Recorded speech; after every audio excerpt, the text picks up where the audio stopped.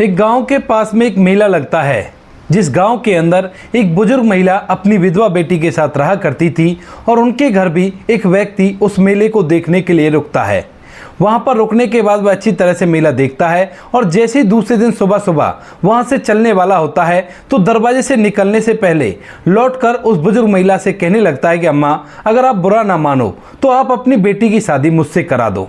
इस बात को सुनकर अम्मा पूरी तरह से हैरान हो जाती है और सोचने लगती है कि ये क्या कह रहा है, कौन था वह व्यक्ति और किस वजह से उसकी विधवा बेटी से शादी करना चाहता था। पूरी सच्चाई के बारे में जानने के लिए वीडियो को अंत तक जरूर देखें। राजस्थान के एक छोटे से कस्बे में एक सुभाष नाम का व्यक्ति रहा करता है।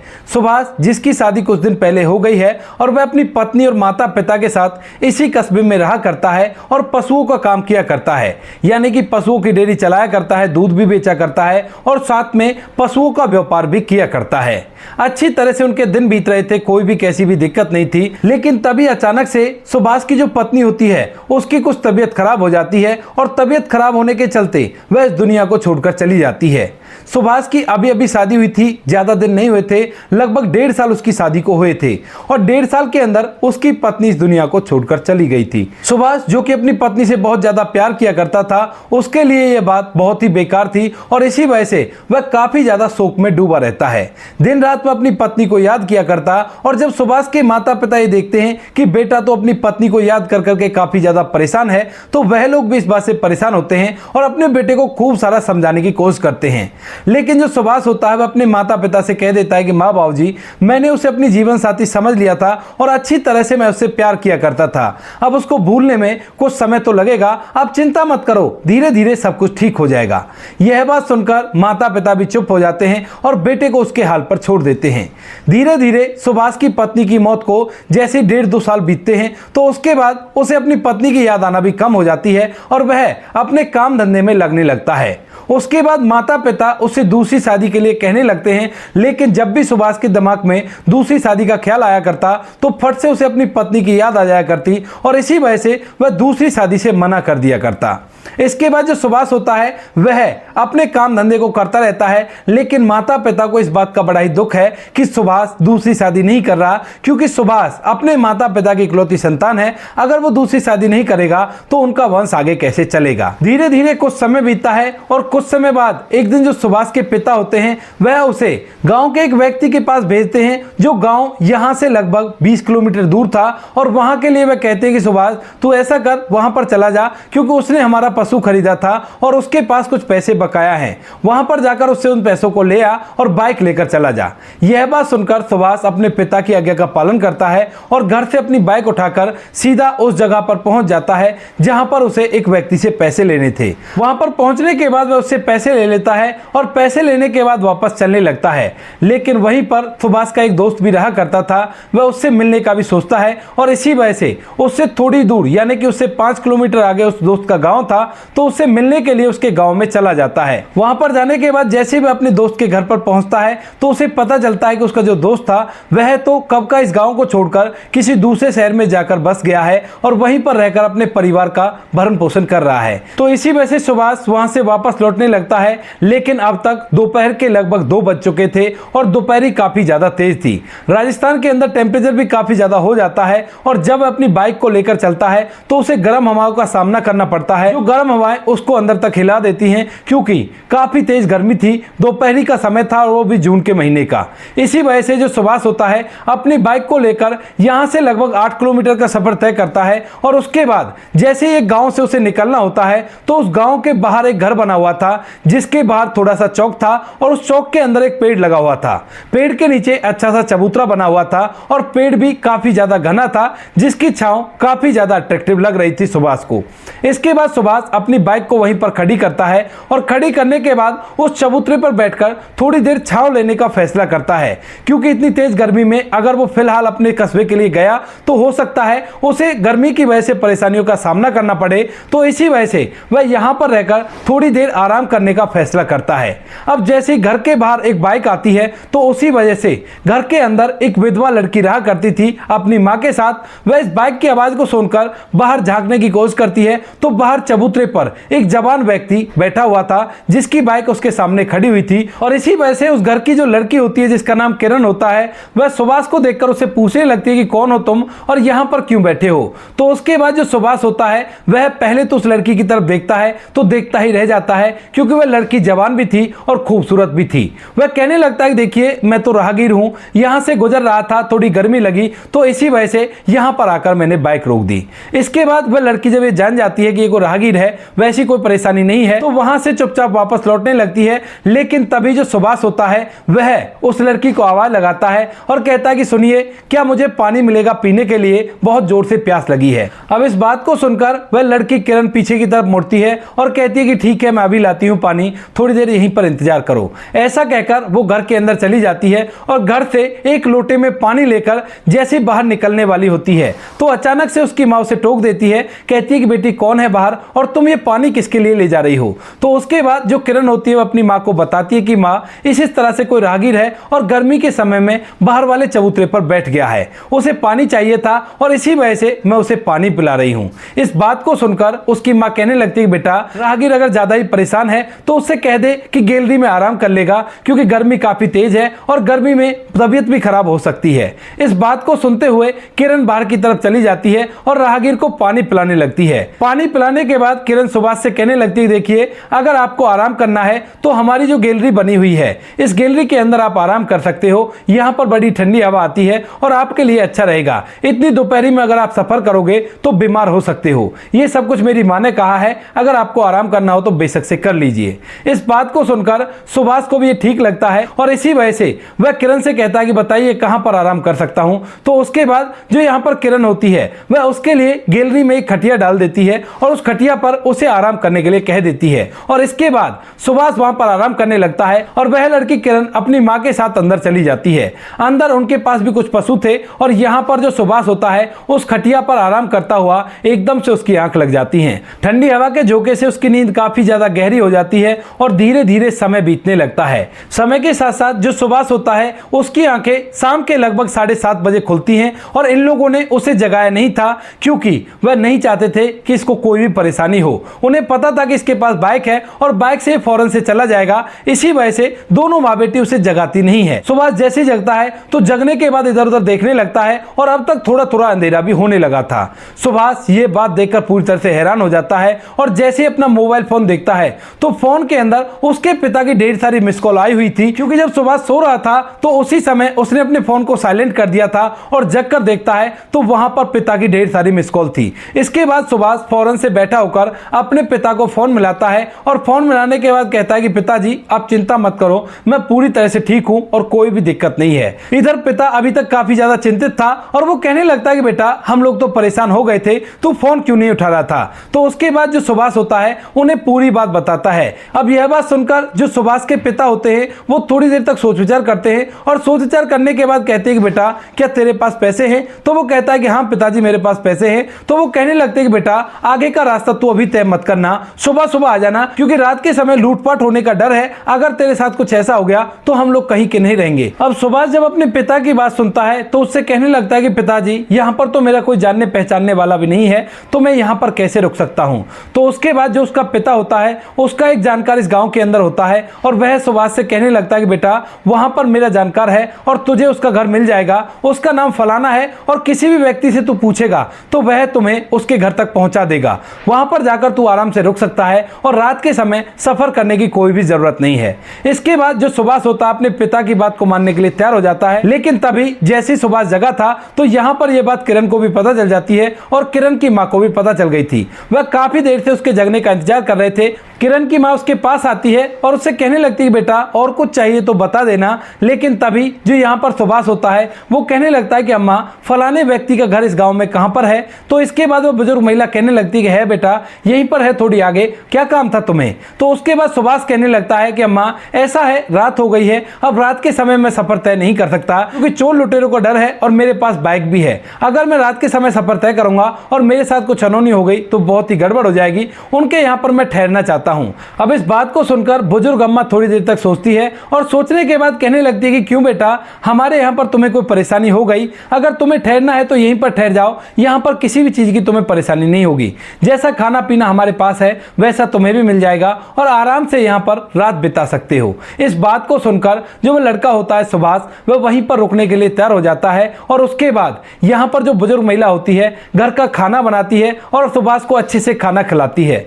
खाना खाते समय जो सुभाष होता है वह अपने बारे में उस अम्मा को बताता है और अम्मा के परिवार के बारे में उससे पूछने लगता है। वह पूछता है कि अम्मा, आप कह रही थी कि आपके यहाँ पर कोई भी नहीं आया करता, क्या कारण है इसका? तो उसके बाद बुजुर्ग अम्मा कहने लगती है कि बेटा, हमारा इस दुनिया में कोई है ही नहीं। वो पूछता है कि कैसे नहीं है तुम्हारा, क्या कारण है जो तुम्हारा कोई भी नहीं है? तो उसके बाद बुजुर्ग अम्मा बताती है कि बेटा, मेरा कोई बेटा नहीं था, एक बेटी ही बेटी थी। इसके बाद मैं बेटी की शादी कर देती हूँ और शादी करने के बाद अपने घर के अंदर समय व्यतीत करने लगती हूँ। लेकिन बेटी की शादी को जैसे 2 साल बीतते हैं तो 2 साल बाद अचानक से उसके पति की मौत हो जाती है और उसके बाद जो उसके घर वाले होते हैं वह उसे धक्के देकर वहां से निकाल देते हैं। अब मैं भी यहाँ पर अकेली रहा करती थी और जब बेटी के साथ ऐसा कुछ हो रहा था तो बेटी भी वहां से मेरे पास आ जाती है और अब हम दोनों एक साथ यहीं पर रहा करते हैं। इस बात को सुनकर सुभाष को बड़ा ही बुरा लगता है क्योंकि यह लड़की देखने में काफी ज्यादा खूबसूरत थी और उसकी जिंदगी के बारे में जानकर उसे महसूस होता है कि वह अकेला इस दुनिया में दुखी नहीं है और भी कई लोग ऐसी चीजों से दुखी हैं जिनको वो गले से लगाकर बैठा हुआ है। इसके बाद सुभाष और उस महिला में बहुत सारी बातें होती हैं और ढेर सारी बातें करने के बाद सुभाष का बिस्तर लगा दिया जाता है और सुभाष यहीं पर आराम करने लगता है। रात के समय वह बिस्तर में लेट तो गया था लेकिन बार बार उसकी आंखों के सामने किरण का चेहरा आ रहा था और वह उसी के बारे में सोच रहा था। धीरे धीरे रात कंप्लीट हो जाती है और दूसरे दिन सुबह सुबह जैसे सुभाष उठता है तो अपने पास रखे उन पैसों में से तकरीबन 400 रुपए निकालकर उन लोगों को देने लगता है और कहता है कि ठीक है अम्मा, मैं चलता हूं, इन पैसों को आप रख लीजिए। अब अम्मा मना भी करती है, कहती है कि नहीं बेटा, इन पैसों की वजह से हमने तुम्हें नहीं रोका था, हमने तो इसलिए रोका था कि कहा जाता है कि अतिथि भगवान का रूप होता है, तो तुम हमारे लिए भगवान थे। लेकिन यहाँ पर सुभाष उनसे जबरदस्ती करता है, कहता है कि अम्मा आप चिंता मत करो, मैं ठीक ठाक पैसे में हूं, ऐसा गरीब नहीं हूं, तो इसी वजह से मैं अपनी खुशी से दे रहा हूं और आप इनको रख लीजिए, घर के खर्च में काम आ जाएंगे। एक तरह से सुभाष उनकी मदद कर रहा था क्योंकि उसे पता था कि इन लोगों की कंडीशन काफी ज्यादा खराब है, उसके बावजूद भी उन लोगों ने इसका बहुत अच्छे से वेलकम किया है। इसके बाद सुभाष उन पैसों को देकर वहां से निकल जाता है और कहता है कि कभी भी आप अगर कस्बे में आओ तो हमसे मिलकर जरूर आना क्योंकि वहां पर हमारा इतना बड़ा कारोबार है और इस तरह से हम लोग रहा करते हैं। यहां पर जो बुजुर्ग महिला होती है वह भी कहती है कि ठीक है बेटा, कभी चक्कर लगा तो जरूर से आऊंगी, कोई भी दिक्कत नहीं है। इसके बाद सुभाष अपने घर पहुंच जाता है लेकिन उसके दिमाग में अभी तक भी किरण का चेहरा घूम रहा है और उसकी बेबसी घूम रही है। घर जाने के बाद सुभाष के पिता उससे पूछते हैं कि बेटा अच्छी तरह से रात बीती ना, कोई परेशानी तो नहीं आई? बहुत अच्छा मित्र है वो मेरा। लेकिन यहाँ पर जो सुभाष होता है वो कहने लगता है कि बाबा मैं वहां पर नहीं रुका, जिस घर में मेरी आंख लग गई थी उसी घर में रहकर मैंने रात काटी है। उन लोगों ने मना कर दिया था, कहा था कि मेहमान भगवान का रूप हुआ करते हैं और हमारे घर कोई आया भी नहीं करता है। इस बात को सुनकर उसके पिता और भी उनके बारे में पूछने लगते हैं तो सुभाष सारी कुछ बातें उन्हें उनके बारे में बता देता है। और जब सुभाष अपने पिता को उन दोनों के बारे में बता रहा था, माँ बेटी के बारे में, तो पिता को कुछ अजीब सी बात महसूस होती है। लेकिन फिलहाल सुभाष के जो पिता होते हैं वो उससे इस बारे में कुछ भी बात नहीं करते। इसके बाद पिता कहता है कि चलो अच्छा हुआ बेटा, अगर वो कभी आए तो उनका भी अच्छे से वेलकम करना क्योंकि ऐसे लोग देखने से नहीं मिला करते। इसके बाद 2 से 3 दिन बीतते हैं और 2-3 दिन बाद किरण और उसकी माँ दोनों के दोनों यहां से उसी कस्बे में जाते हैं जिस कस्बे में एक छोटी सी मार्केट है और मार्केट में उन्हें कुछ काम था। अब जैसे ही दोनों वहां पर जाकर खरीदारी करते हैं तो खरीदारी करने के बाद जब वो लोग वापस लौट रहे थे तो उसी दौरान जो किरण होती है उसे सुभाष के बारे में याद आता है और वह अपनी माँ से कहने लगती है कि माँ क्यों ना उस लड़के से मिलते चले। अब इस बात को सुनकर माँ को भी सुभाष की याद आती है और वह देखना चाहती है उसके घर बार को और इसी वजह से वह उस जगह पर पहुंच जाती है जहां के लिए सुभाष ने बताया था और वहां पर पूछते पूछते सुभाष के घर तक भी पहुंच जाती है। सुभाष अपने पशुओं के काम में लगा हुआ था और जैसे इन दोनों माँ बेटी को आते हुए देखता है तो एकदम से उसकी आंखों में खुशी साफ साफ दिखाई देने लगती है और वह खड़ा होकर अच्छे से उनका वेलकम करता है। वहां पर सुभाष के माता पिता भी थे और माता पिता जब उससे पूछते हैं कि बेटा कौन है ये, तो वह बताता है कि माँ यही तो है वो जिनके यहाँ पर मैं रुका था और इन्होंने अच्छे से मेरा स्वागत किया था। तो सुभाष के माता पिता उनसे बात करने लगते हैं, उनका अच्छे से वेलकम करते हैं, उनको चाय पानी पिलाया जाता है और उनसे यह भी कहा जाता है कि आप लोग यहीं पर रुक जाओ। लेकिन लेकिन यहाँ पर जो किरण की माँ होती है वह रुकने से मना कर देती है। कहती है कि घर पर कोई भी नहीं है और पशु भी बांध रखे हैं, उनकी भी देखभाल करनी होगी और इसी वजह से हम लोग नहीं रुक सकते।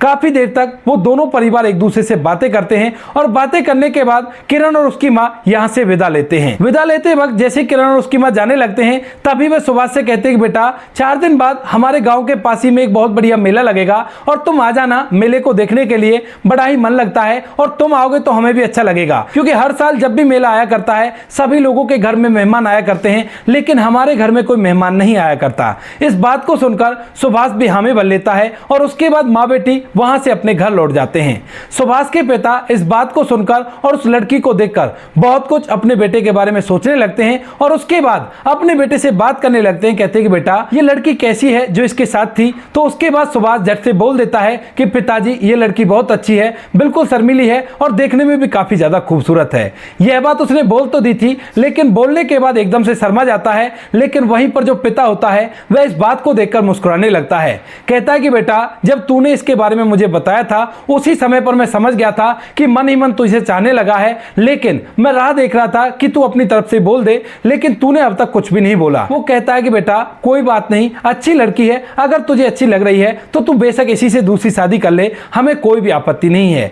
सुभाष ने सब कुछ उसके बारे में पहले ही बता दिया था और लड़की को माता पिता ने देख लिया था। तो सुभाष कहने लगता है कि पिताजी सोच तो मैं भी यही रहा था, लेकिन मुझे डर है कि कहीं वो लोग इस बात का कुछ गलत मतलब ना निकाल लें। इस बात को सुनकर सुभाष के पिता कहते हैं कि बेटा कोई बात नहीं, मैं उस व्यक्ति को वहां पर भेजकर पूछवा लेता हूं, अगर ये लोग एग्री हो तो ही तुम्हारी शादी कर देंगे। लेकिन यहां पर जो सुभाष होता है वह मना कर देता है। कहता है कि नहीं पिताजी ऐसा नहीं है, पहले मैं उस लड़की के मन की इच्छा जानूंगा कि उसके मन में क्या चल रहा है, क्या उसे भी मैं अच्छा लग रहा हूं या फिर मुझे ही वो अच्छी लग रही है। उसके बाद ही आप शादी की बात चलाना और मैं भी उसी समय पर उनसे शादी की बात करूंगा। ऐसा कहकर सुभाष फिलहाल तो इस बात को टाल देता है। इसके बाद धीरे धीरे समय बीतता है और समय के साथ साथ उस मेले का समय भी आ जाता है। मेले के टाइम पर जो सुभाष होता है अच्छी तरह से सज धज कर तैयार होकर सीधा उस घर पर पहुंच जाता है और वहीं पर उनके घर में ठहरने लगता है। शाम होती है, शाम के समय मेले देखने के लिए जाते हैं वो सभी लोग और सुभाष भी उस मेले के अंदर उस लड़की किरण को और उसकी मां को अच्छे से प्रोटेक्ट करता है और अच्छे अच्छे सामान दिखाने के लिए, कुछ सामान लाना हो तो उसके लिए या फिर मेले में सहारा देकर ले जाने के लिए अच्छे से उनकी देखभाल करता है। इस बात को देखकर किरण को भी सुभाष पसंद आने लगता है। पसंद तो वो पहले से ही आ गया था, लेकिन यहाँ पर उसका केयरिंग नेचर देखकर जो किरण होती है वह और भी ज्यादा उसको चाहने लगती है। और इसके बाद जैसे वो लोग घर पहुंचते हैं तो घर जाने के बाद जो सुभाष होता है वह अब मौका देखने लगता है कि कब उसे किरण अकेले मिले और वह उससे उसके मन की बात पूछे। इसी बात को सोचते सोचते वह बाहर वाले चौक में घूम रहा था और तभी जो किरण होती है वह अपने घर से पड़ोस में जाने के लिए बाहर निकलती है। तभी जो सुभाष होता है वह किरण को आवाज लगाकर रोकता है और किरण भी रुक जाती है। रुकने के बाद जो सुभाष होता है वह किरण से पूछने लगता है कि किरण मैं तुमसे एक बात पूछना चाहता हूं। इस बात को सुनकर किरण थोड़ी देर तक खामोश होती है और कहने लगती है कि कहिए क्या पूछना है आपको। तो उसके बाद सुभाष कहता है देखो घुमा फिराकर बात करने की मुझे आदत नहीं है और मेरी शादी पहले भी हो चुकी है, ये सब कुछ तुम्हें भी पता है और तुम्हारी भी शादी पहले हो चुकी है। मैं तो केवल ये पूछना चाहता हूं कि मैंने जब से तुम्हें देखा है तो मैं बार बार तुम्हें याद किया करता हूं, क्या तुम भी मुझे याद किया करती हो। इस बात को सुनकर जो किरण होती है वो एकदम शर्मा जाती है और शर्मा कर आगे की तरफ बढ़ जाती है। यहां पर सीधा सीधा इशारा सुभाष को मिल गया था कि किरण भी उसे याद किया करती है और उसके दिल में सुभाष के लिए प्यार है। इसी वजह से जो सुभाष होता है फिलहाल तो आराम करने लगता है, लेकिन दूसरे दिन सुबह सुबह जैसे वो विदा लेकर यहां से जाने वाला होता है तो निकलने से पहले एकदम से वापस लौटता है और लौटने के बाद बुजुर्ग महिला से कहने लगता है कि अम्मा क्या आप अपनी बेटी की शादी मुझसे करा सकती हो। अब इस बात को सुनकर जो बुजुर्ग महिला होती है किरण की माँ, वह भी एकदम से सोच विचार में पड़ जाती है और सोचने लगती है कि ये लड़का कह क्या रहा है। तो उसके बाद जो सुभाष होता है वो कहता है कि हाँ अम्मा मैं इससे शादी करना चाहता हूं, क्योंकि जब से मैंने इसको देखा है मैं इसे पसंद कर चुका हूं और जब आप लोग हमारे घर गए थे तो माता पिता भी इसे पसंद कर चुके हैं। इस बात को सुनकर किरण की जो माँ होती है वह कुछ बोल नहीं पाती है। तो सुभाष दोबारा से पूछता है कि अम्मा बताओ आपका जो फैसला होगा वो मुझे मंजूर है, भले ही आप मना कर देना, मैं उस पर भी कोई ऐतराज नहीं जताऊंगा। लेकिन तभी जो किरण की माँ होती है वो कहने लगती है कि बेटा ये तो बड़ी अच्छी बात है, अगर तू मेरी बेटी से शादी कर लेगा तो इसका भी जीवन सफल हो जाएगा, इसको अपने साथ रख लेना और ये तेरा खाना पीना बना दिया करेगी। इस बात को सुनकर किरण भी मुस्कुराकर अंदर चली जाती है। इधर जो सुभाष होता है वह भी मुस्कुराते हुए वहां से चला जाता है। इसके बाद सुभाष वापस से अपने घर जाता है और घर जाकर अपने पिता से कह देता है कि पिताजी मैं उस लड़की से शादी करना चाहता हूं और वो लोग भी इस बात के लिए तैयार है। इसके बाद जो सुभाष का पिता होता है 2 दिन बाद उस गांव में अपने उस साथी के पास आता है और वहां से उसे अपने साथ लेकर सीधा किरण के घर पहुंच जाता है और वहां पर उनकी लड़की की शादी की बात करने लगता है। किरण की शादी की बात जब वो लोग करते हैं तो अड़ोस पड़ोस में ये बात पता चल जाती है कि उसकी शादी के लिए एक बहुत बड़े घर से रिश्ता आया है। तो लोग बड़े ही हैरान होते हैं क्योंकि इनके पास ज्यादा कुछ नहीं है, एक भैंस है, उस भैंस का दूध बेचकर ये गुजारा किया करते हैं माँ बेटी। लेकिन आज जब इतने बड़े घर से रिश्ता आया है तो वहां पर किरण राज करने वाली थी। दोनों परिवार मिलकर शादी तय करा देते हैं और शादी तय होने के बाद धूमधाम से किरण और सुभाष की शादी हो जाती है। शादी होने के बाद किरण दुल्हन बनकर सुभाष के घर में रहने लगती है और अच्छी तरह से जीवन को व्यतीत कर रही है। फिलहाल के समय में किरण और सुभाष के 2 बच्चे हैं। बड़ा लड़का है जिसका नाम अनिकेत है और छोटी लड़की है जिसका नाम शोभा है। तो दोस्तों ये थी आज की कहानी। आपको कहानी जैसी भी लगे कमेंट सेक्शन में बता देना। वीडियो अगर अच्छी लगे तो वीडियो को लाइक और चैनल को सब्सक्राइब जरूर करें ताकि हमें थोड़ा सा हौसला मिल सके आप लोगों के लिए ऐसे अच्छे वीडियो बनाने के लिए। इन कहानियों को सुनाने का उद्देश्य किसी को परेशान करना बिल्कुल भी नहीं है। ये कहानी आपको इसलिए सुनाई जाती है ताकि आप लोग इन कहानियों में से कुछ ना कुछ सीख सको और अपने जीवन में उस चीज को अप्लाई कर सको। मिलते हैं किसी नेक्स्ट वीडियो नए टॉपिक के साथ, तब तक के लिए जय हिंद, जय भारत, जय हिंदुस्तान।